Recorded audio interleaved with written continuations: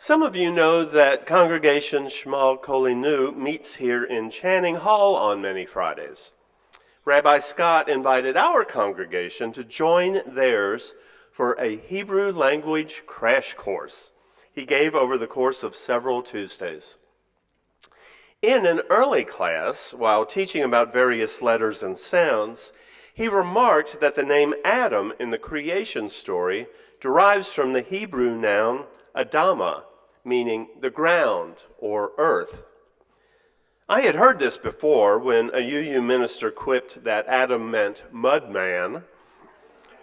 Likewise, in Arabic, Adam means made from earth's mud. The second chapter of Genesis reports that God formed a human from the dust of the ground and breathed into their nostrils the breath of life. It only took one more chapter for God to become so annoyed with Adam that he told him, "By the sweat of your brow you will eat your food until you return to the ground, since from it you were taken. For dust you are, and to dust you will return." As part of our Roots and Branches theme this year, along with Thanksgiving and gratefulness this month, we have talked about soil and various ideas that dirty topic conjures up. Despite the Victorian moralist's admonition that cleanliness is next to godliness, people and mud or dust are essentially one and the same. Now, Carl Sagan framed our origins in a more celestial setting. He told us the nitrogen in our DNA, the calcium in our teeth, the iron in our blood, the carbon in our apple pies were made in the interiors of collapsing stars. We are made of star stuff. A survey of 150,000 stars indicates that humans and the galaxy share about 97% of the same kinds of atoms.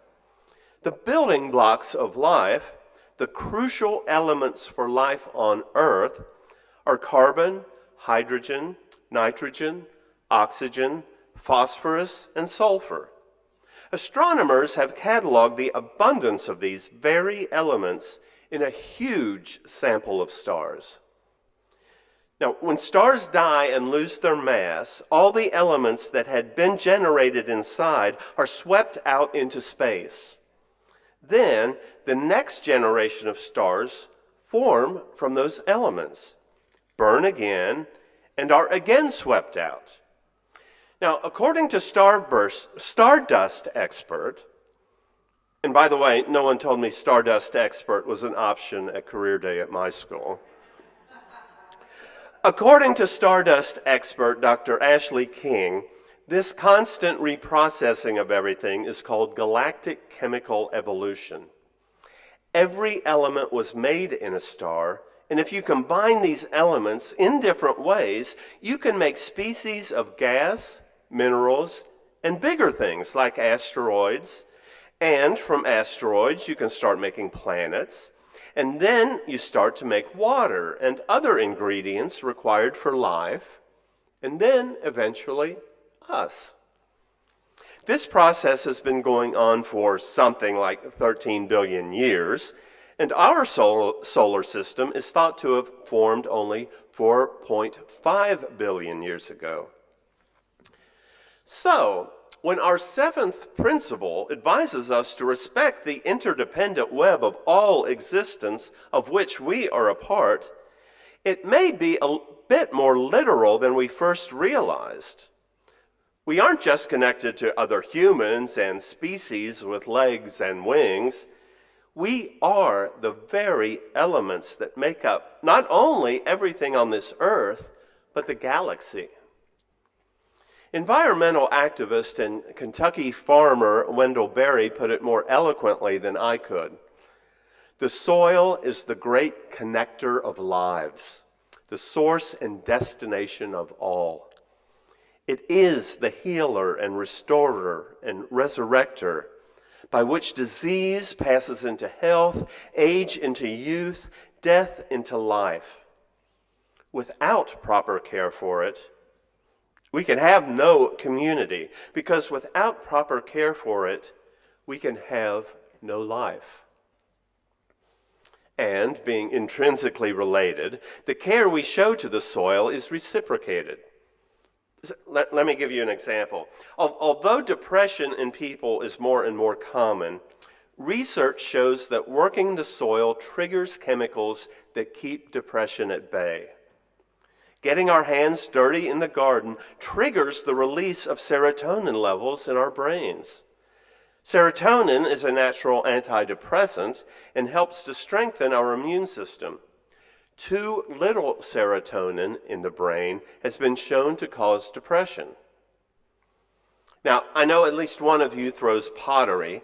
I can't help but wonder if having hands full of clay doesn't have the same chemical effect of helping to prompt happiness, especially in the past 3 years when squirt bottles of hand sanitizer have become more common than dirt. It's become easy to believe that dirt is bad for us. Venturing back into the garden when it's time to gather fruits and vegetables also has a positive effect on our mood. Dopamine is released in the brain when we harvest in the garden. This can be triggered just by seeing a fruit or berry or smelling or plucking the fruit. Researchers hypothesize that this response is handed down from our hunter-gatherer ancestors, from when dopamine caused mild euphoria when food was found. Once again, it becomes clear that taking care of the earth, just like taking care of other people, is much the same as taking care of ourselves. It truly is an interdependent web of all existence, of which we are a part.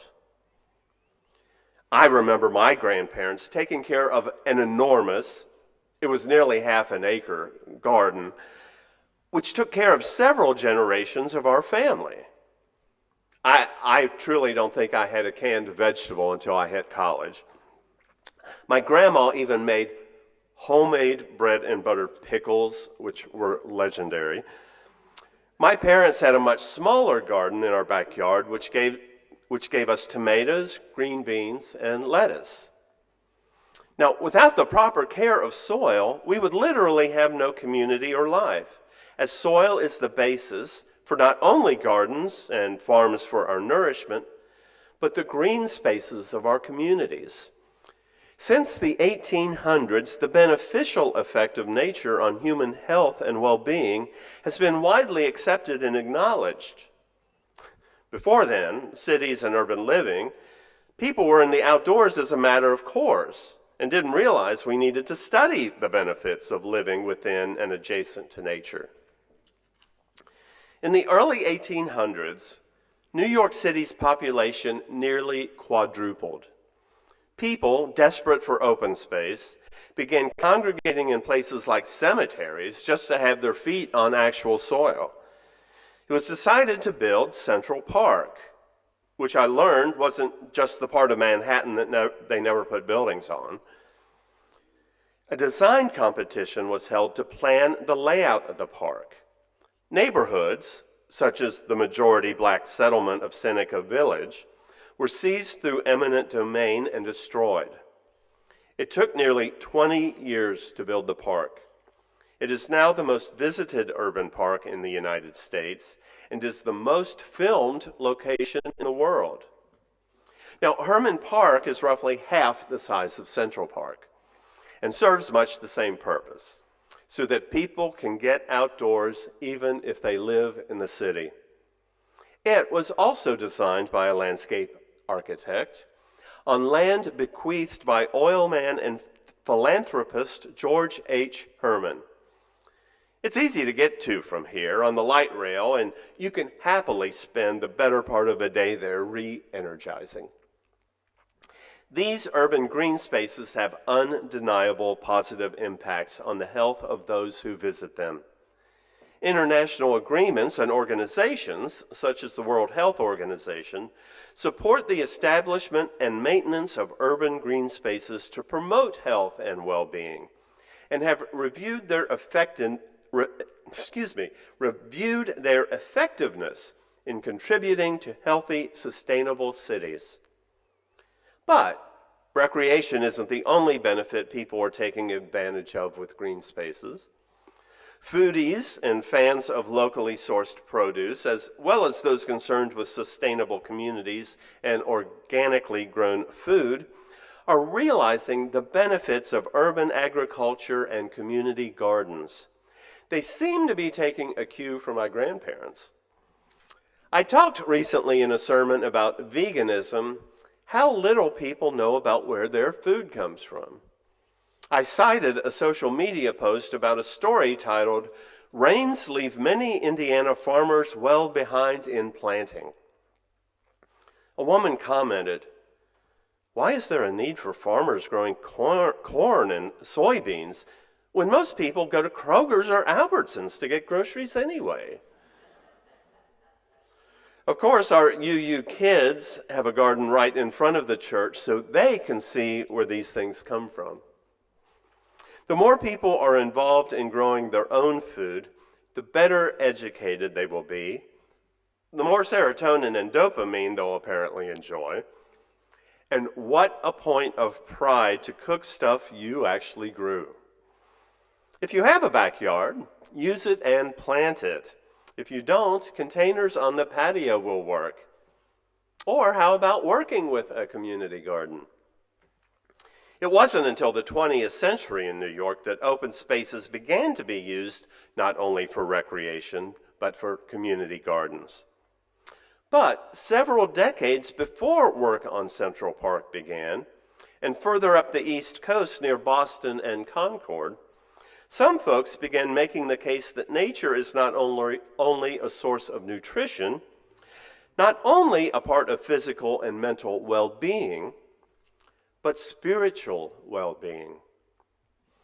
Influenced by 19th century Romanticism, thoughtful people began incorporating a different ideal into their philosophy of religion. Liberal Christianity, which Unitarianism was at the time, was taking as its foundation reason, tradition, and biblical scholarship.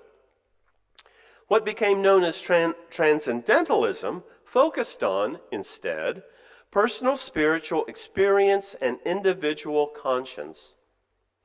As you might imagine, their personal spiritual experiences often took place outdoors. Now, transcendentalism never split off as its own religion. Many who adopted the philosophy had been and remained part of the Unitarian Church. Three leading proponents were Ralph Waldo Emerson, Henry David Thoreau, and Margaret Fuller. In 1836, in his essay Nature, Ralph Waldo Emerson introduced principles that would become recognized as transcendentalist philosophy. In an excerpt, he wrote, "There I feel that nothing can befall me in life, no disgrace, no calamity which nature cannot repair. Standing on the bare ground, my head bathed by the blithe air, and uplifted into infinite space, all mean egotism vanishes. I become a transparent eyeball. I am nothing, I see all. The currents of the universal being circulate through me. I am part or particle of God. The name of the nearest friend sounds then foreign and accidental. To be siblings, to be acquaintances, master or servant, is then a trifle and a disturbance. I am the lover of uncontained and immortal beauty. In the wilderness, I find something more dear and cognate than in streets or villages. In the tranquil landscape, and especially in the distant line of the horizon, humanity beholds somewhat as beautiful as their own nature." End quote. Of course, when many Unitarian Universalists and literature students think of communing with nature, they think of Henry David Thoreau and his book Walden. He built a cabin not far from the pond and wrote about his life there, for 2 years, 2 months, and 2 days. There are many facets to his work, one of which is his voyage of spiritual discovery. When Conrad and I have taken coming-of-age youth on heritage trips to the Boston area, Walden Pond is a requisite stop. Seeing the bronze statue of Thoreau near a replica of his cabin, which is, by the way, smaller than many people's walk-in closets these days. We also trekked out into the woods to the site of the original cabin and pile stones we had brought from home. Back then, Thoreau's cabin was on land owned by Emerson near Concord. In Emerson's essay, Nature, he observed, "The charming landscape which I saw this morning is indubitably made up of some 20 or 30 farms. Miller owns this field, Locke that, and Manning the woodland beyond. But none of them owns the landscape. There is a property in the horizon which no man has but he whose eyes can integrate all the parts, that is, the poet. This is the best part of these men's farms. Yet to this, their warranty deeds give no title." With these words, Emerson may have been unintentionally referencing an attitude of the Native Americans who inhabited those lands long before any European immigrants. The concept of owning land is a foreign concept for Native peoples. They have a saying that we do not inherit the earth from our ancestors, we borrow it from our children. They believe the land is sentient, encompasses many life forms and spaces, and has immense energy. Rather than owning land, they believe we live in coexistence with the land. According to a blog by Talia Boyd, a cultural landscapes manager of the Grand Canyon Trust, the regenerative relationships to land are based on generations of deep interconnectedness that have been taught through cosmologies, ceremonies, and languages.